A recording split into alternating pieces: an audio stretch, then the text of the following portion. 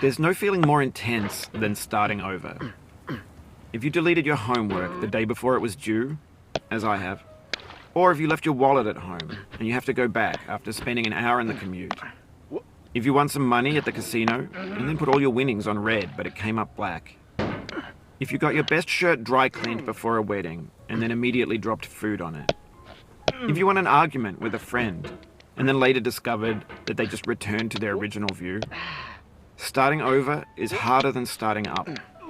If you're not ready for that, like if you've already had a bad day, then what you're about to go through might be too much. Feel free to go away and come back. I'll be here. Alright, thanks for coming with me on this trip. I'll understand if you have to take a break at any point.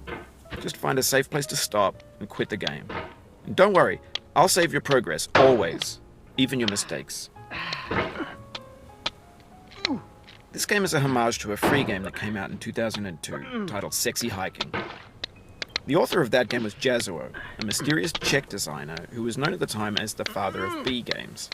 And B games are rough assemblages of found objects. Designers slap them together very quickly and freely, and they're often too rough and unfriendly to gain much of a following. They're built more for the joy of building them than as polished products. In a certain way, Sexy Hiking is the perfect embodiment of a B game.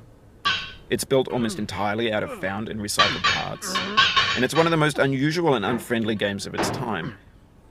In it, your task is simply to drag yourself up a mountain with a hammer.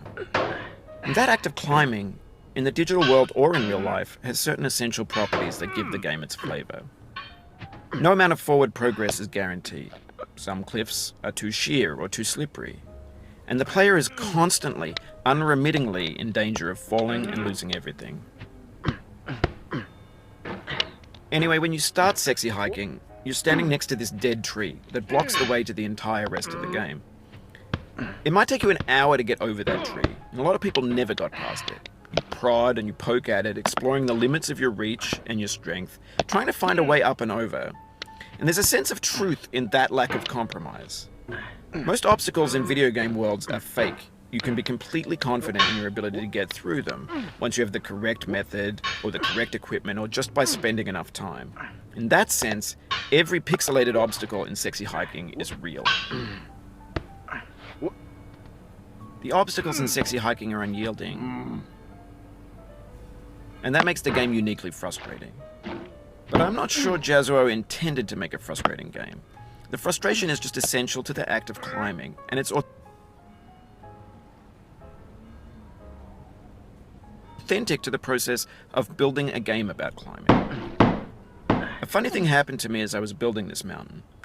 I'd have an idea for a new obstacle, and I'd build it, test it, and it would usually turn out to be unreasonably hard. But I couldn't bring myself to make it easier.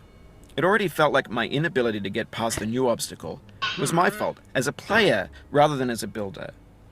Imaginary mountains build themselves from our efforts to climb them, and it's our repeated attempts to reach the summit that turns those mountains into something real.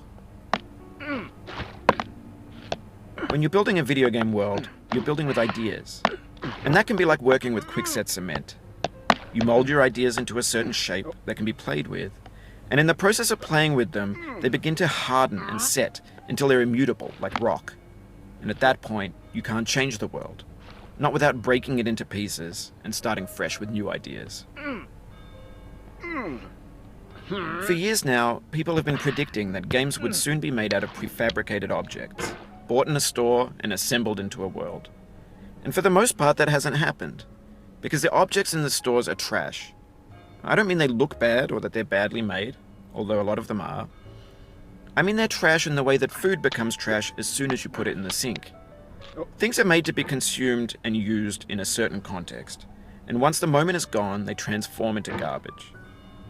In the context of technology, those moments pass by in seconds. Over time, we've poured more and more refuse into this vast digital landfill that we call the internet. It now vastly outnumbers and outweighs the things that are fresh and untainted and unused. When everything around us is cultural trash, trash becomes the new medium, the lingua franca of the digital age. And you can build culture out of trash. But only trash culture. B games, B movies, B music, B philosophy. Maybe this is what digital culture is. A monstrous mountain of trash, the ash heap of creativity's fountain. A landfill with everything we ever thought of in it. Grand, infinite, and unsorted. There's 3D models of breakfast, Gen X's fanfic novels, scan magazines, green screen Shia LaBeouf, banned snuff scenes on LiveLeak.